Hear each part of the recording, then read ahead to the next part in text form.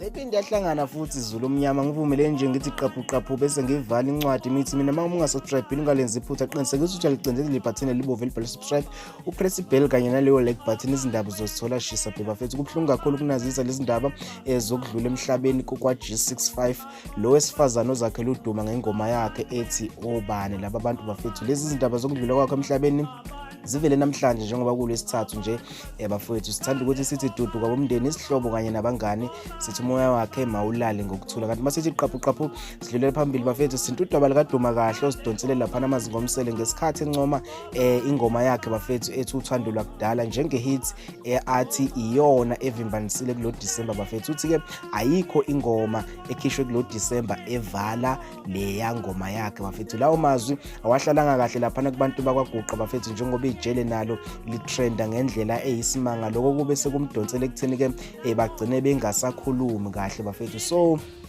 mina ngifisa ukwazi ukuthi kahle wena iyona kuyipho izwi kushayela khona uthando lakudala noma ijele bafethu.